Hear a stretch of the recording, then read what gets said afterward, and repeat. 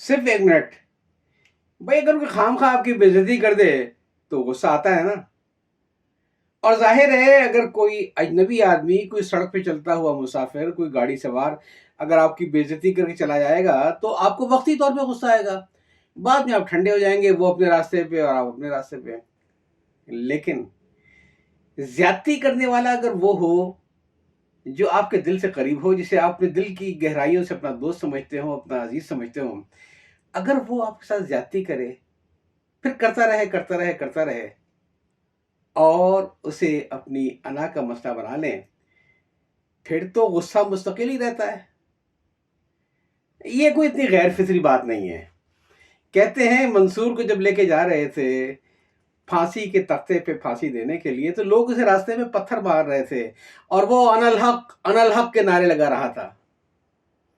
फिर अचानक कहीं से एक फूल आके इस पे लगा और वह जमीन पे गिर के तड़पने लगा। लोगों ने कहा इतने पत्थर खाए, खून खून हो गए, उस पर तुम्हें कोई तकलीफ ना हुई और इस फूल की चोट को बर्दाश्त नहीं कर पाए। उसने कहा वो पत्थर मारे थे गैरों ने, ये फूल मारा है मुझे किसी अपने ने। दोस्तों बात यह है कि मामलात लोगों की ज्यादती से खराब नहीं होते हैं, बल्कि आपके रद्द अमल से खराब होते हैं। क्यों लिफ्ट कराते हैं? अपने दिल की गहराइयों से एक आध दफा वजाहत कर दीजिए, माजरत कर लीजिए। कोई नहीं मांगता है तो छोड़ दीजिए उसको उसके हाल पे। ये मामले तो खत्म हो जाएंगे ना, एक दिन जाना है ना। नीचे खुद ही सबका हिसाब किताब हो जाएगा, ऊपर से भी सबका हिसाब किताब हो जाएगा। खुदा के लिए यहां पर वजाहतें न दें। आप यकीन कीजिए कि जो लोग इस किस्म के मनफी रवैये करते हैं उनकी सबसे बड़ी सजा यह है कि आप उनका नोटिस न लें। अगर आप उनका नोटिस लेंगे तो उनको अंदर से तस्कीन होगी।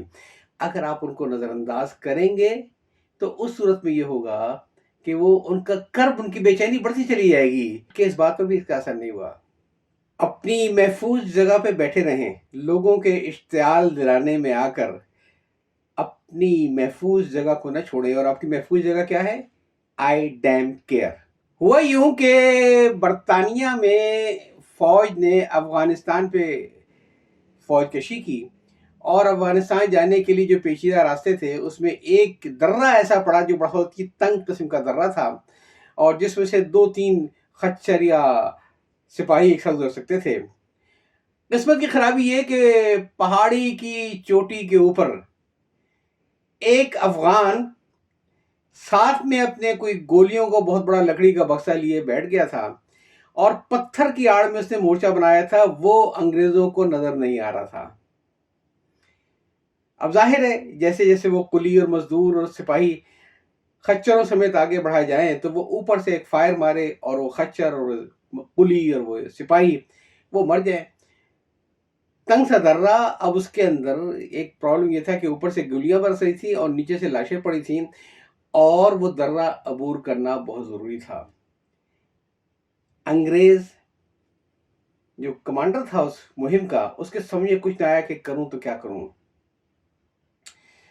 जब काफी देर परेशानी के आलम रहा कि वापस छावनी जा नहीं सकता था, दर्रा क्रॉस कर नहीं सकता था, तो आखिर में एक मुकामी सिपाही ने जो खुद भी शायद अफगान या पठान था उसके कहा कि साहब आप ऐसा करो, अपने शूटर तैयार करो, अकेला आदमी है, इसको मारना कोई मुश्किल नहीं है, मैं इसको अभी बाहर निकालूंगा और जब ये बाहर निकलेगा तो आप अपने शूटर को बोलना कि उसको गोली मार दें, बंदा मर जाएगा, दर्रा खाली हो जाएगा, हम लोग क्रॉस कर जाएंगे।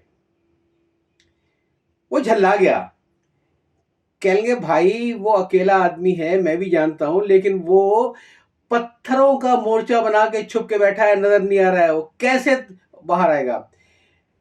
कहने साहब ये आप हमारे ऊपर छोड़ दो, बस आप एक काम कर लो, अपने शूटर बिठा दो, जब मैं उसको बुलाऊंगा बाहर, वो बाहर मेरी बात सुन के आएगा तो शूटर को बोलना कि निशाना मार दे। वो कमांडर बोला क्या बच्चों वाली बात कर रहे हो, आखिर तुम से किसी क्या बात कहोगे?